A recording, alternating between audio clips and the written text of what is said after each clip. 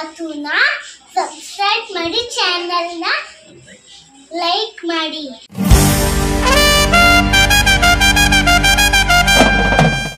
ಇವತ್ತಿನ ರೆಸಿಪಿ ಮೋತಿಚೂರ್ ಲಡ್ಡು. ಮನೆಯಲ್ಲೇ ಹೇಗೆ ಈಸಿಯಾಗಿ ಸುಲಭವಾಗಿ ಮಾಡ್ಬೋದು. ಜಾಸ್ತಿ ಐಟಮ್ ಕೂಡ ಬೇಕಾಗಿಲ್ಲ. ಇದರಲ್ಲಿ ಸಿಂಪಲ್ಲಾಗಿ ಮಾಡ್ಬೋದು. ಅಂಗಡಿಯಿಂದ ತಂದು ಕೊಡೋದಕ್ಕಿಂತ ಮನೇಲಿ ನಾವೇ ಮಾಡಿಕೊಟ್ಟು ನಮಗೂ ಒಂದು ಸಮಾಧಾನ ಇರುತ್ತೆ, ಹೆಲ್ದಿಯಾಗಿ ಮಾಡಿಕೊಟ್ಟಿದ್ದೀವಿ ಅಂತ. ಸೊ ಮಕ್ಕಳು ಕೂಡ ಇಷ್ಟಪಟ್ಟು, ಮಕ್ಕಳಿಂದ ದೊಡ್ಡವರು ಕೂಡ ಇಷ್ಟಪಟ್ಟು ತಿಂತಾರೆ. ಬನ್ನಿ ಇವಾಗ ಹೆಂಗೆ ಮಾಡೋದು, ಏನೇನು ಬೇಕು ಅಂತೆಲ್ಲ ತೋರಿಸ್ತೀನಿ. ಇದು ಬಾಯಿಲಿಟ್ಟರೆ ಕರ್ಗೋಗುತ್ತೆ, ನೋಡ್ತಾ ಇರ್ಬೋದು. ಸೊ ಜಸ್ಟ್ ಈಗ ಅಂದರೆ ಸಾಕು ನೋಡಿ, ಹಾಗೆ ಬರ್ತಾಯಿದೆ, ಕಾಣಿಸ್ತಾ ಇದೆ ಅನಿಸುತ್ತೆ. ಎಷ್ಟು ಎಮ್ಮಿಯಾಗಿ ಜ್ಯೂಸಿಯಾಗಿ ಅಂಗಡಿ ಮಾಡಿರೋ ಥರನೇ ಇದೆ ಅನಿಸುತ್ತೆ. ಇದು ಮಕ್ಕಳಿಗೆ ಸಡನ್ನಾಗಿ ತೋರಿಸಿದ್ರೆ ಗೊತ್ತಾಗಲ್ಲ ಮನೇಲಿ ಮಾಡಿದ್ದೀವಿ ಅಂತ. ಅಂಗಡಿಯಿಂದಲೇ ತಂದು ಕೊಟ್ಟಿದ್ದೀವಿ ಅನ್ನೋ ಥರನೇ ಫೀಲ್ ಆಗುತ್ತೆ ಅವ್ರಿಗೆ. ಬನ್ನಿ ಇವಾಗ ಹೇಗೆ ಮಾಡೋದು, ಏನೇನು ಬೇಕು ಅಂತೆಲ್ಲ ನಾನು ತೋರಿಸ್ತೀನಿ. ಬನ್ನಿ ಇವಾಗ ಹೆಂಗೆ ಮಾಡೋದು, ಏನೇನು ಬೇಕು ಅಂತೆಲ್ಲ ತೋರಿಸ್ತೀನಿ.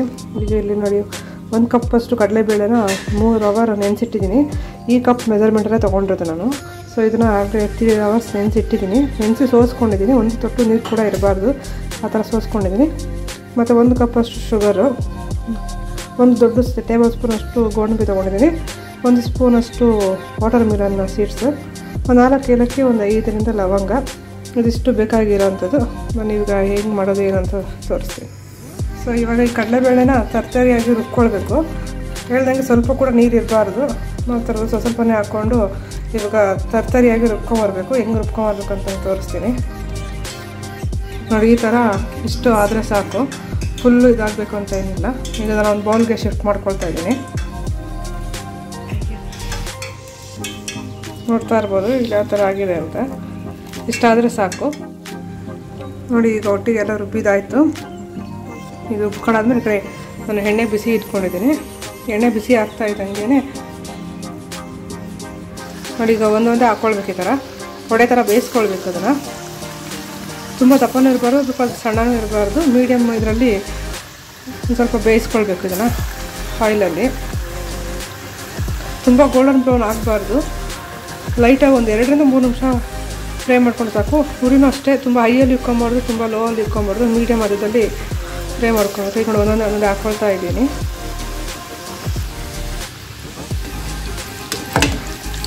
ನೋಡಿ ಚೆನ್ನಾಗಿ ಆಗ್ತಾಯಿದೆ ಫ್ರೈ. ಒಂದು 2 ರಿಂದ 3 ನಿಮಿಷ ಮಾಡಿಕೊಂಡ್ರೆ ಸಾಕು ನೋಡಿ. ಇದು ಆಗ್ತಾಯಿದೆ, ಇಷ್ಟಾದರೆ ಸಾಕು. ತುಂಬ ಗೋಲ್ಡನ್ ಕಲರ್ ಥರ ಈಗ ಒಡೆ ಎಲ್ಲ ಬೇಯಿಸ್ಕೊಳ್ತೀವಲ್ಲ, ಆ ಥರ ಎಲ್ಲ ಮಾಡ್ಕೊಳ್ಳೋದು ಬೇಡ. ಈಗ ಇದನ್ನು ತೆಗೆದು ಒಂದು ಪ್ಲೇಟ್ಗೆ ಹಾಕೊಂಡ್ಬಿಡೋಣ.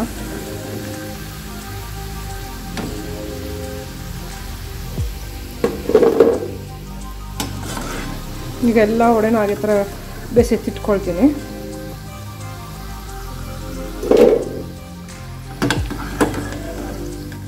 ನೋಡಿ ಈಗ ಎಲ್ಲ ವಡೆಗಳು ಆಗಿದೆ. ಇದು ಸ್ವಲ್ಪ ತಣ್ಣಗಾಗಬೇಕು. ತಣ್ಣಗಾದ್ಮೇಲೆ ಇದನ್ನು ಮಿಕ್ಸಿಲಿ ಹಾಕಿ ಪೌಡ್ರ್ ಮಾಡ್ಕೊಳ್ಬೇಕು.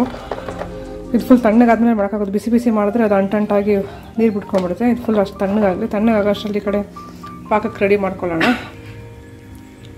ನಾನೊಂದು ಬೌಲ್ ತೊಗೊಂಡಿದ್ದೀನಿ, ಒಂದು ಪ್ಯಾನ್ಗೆ 1 ಬೌಲ್ ಸಕ್ಕರೆ. ಸೊ 1 ಕಪ್ ಸಕ್ಕರೆಗೆ 1/4 ಕಪ್ಪಷ್ಟು ನೀರು.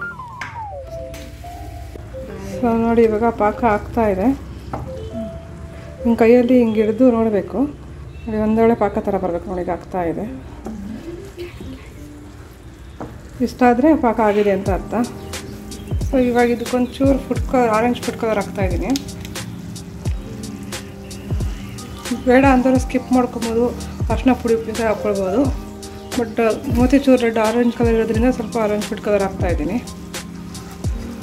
ನೋಡಿ. ಇವಾಗ ಇದಾಯಿತು. ಇವಾಗ ಇಲ್ಲಿ ನೋಡಿ, ನಾನು ಎಲ್ಲ ಅದನ್ನು ಒಡೆನೆಲ್ಲ ಮಿಕ್ಸಿಲಿ ಪೌಡ್ರ್ ಮಾಡ್ಕೊಂಡಿದ್ದೀನಿ. ಈಗ ರವೆ ಥರ ಆಗಿದೆ. ಸೊ ಇದನ್ನು ಇವಾಗ ಡೈರೆಕ್ಟ್ ನಾನು ಇದಕ್ಕೆ ಹಾಕ್ತಾಯಿದ್ದೀನಿ. ಕಾಣಿಸ್ತಾ ಇರ್ಬೋದು ನಿಮಗೆ, ರವೆ ಥರ ಈ ಬನ್ಸಿ ರವೆ ಟೈಪಲ್ಲಿ ಕಾಣಿಸ್ತಾ ಇದೆ. ಇದನ್ನು ಹಾಕಿ ಚೆನ್ನಾಗಿ ಮಿಕ್ಸ್ ಮಾಡಬೇಕು.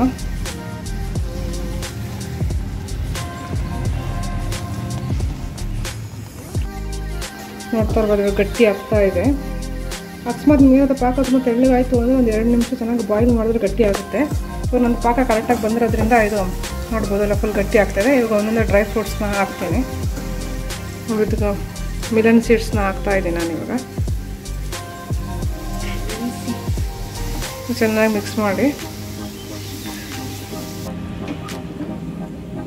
ಸೊ ಈಗ ನಾನು ಒಗ್ಗರಣೆಗೆ 1 ಸ್ಪೂನ್ ತುಪ್ಪ ಹಾಕ್ಕೊತಿದ್ದೀನಿ. 2 ಸ್ಪೂನ್ ತುಪ್ಪ ಹಾಕ್ಕೊಳ್ತೀನಿ. ತುಪ್ಪ ಬಿಸಿಯಾಗಿ ಒಂದು 4 ರೈಸ್ ತೊಗೊಂಡಿದ್ದೆನಲ್ಲ ಅದನ್ನು ಹಾಕ್ತಾಯಿದ್ದೀನಿ. ಈಗ ಗೋಡಂಬಿ, ನಾನು ದ್ರಾಕ್ಷಿ ಆ್ಯಡ್ ಮಾಡ್ತಾ ಇಲ್ಲ. ಯೂಶಲಾಗಿ ಮೋತಿಚೂರ್ ಲಡ್ಡಿಗೆ ದ್ರಾಕ್ಷಿ ಹಾಕಲ್ಲ, ಹಾಗಾಗಿ ಲವಂಗ ಮತ್ತು ಗೋಡಂಬಿ ಹಾಕಿ ಚೆನ್ನಾಗಿ ಫ್ರೈ ಮಾಡ್ಕೊಳ್ತಾ ಇದ್ದೀನಿ.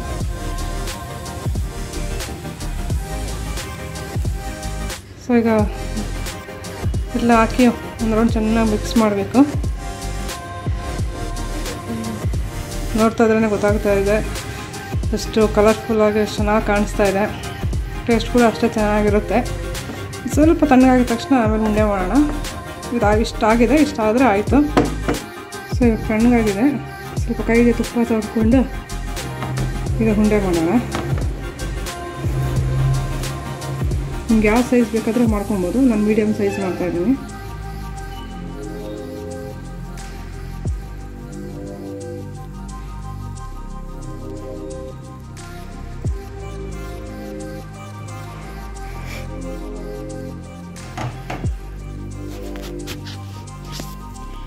ಒಂದೊಂದೇ ಉಂಡೆ ತುಂಬಾ ತಣ್ಣಗಾಗ್ಬೋದು. ತುಂಬಾ ತಣ್ಣಗಾದರೆ ಮಾಡೋಕ್ಕಾಗಲ್ಲ. ಸ್ವಲ್ಪ ತಣ್ಣಗಾಗಿದ ತಕ್ಷಣ ಮಾಡಬೇಕು.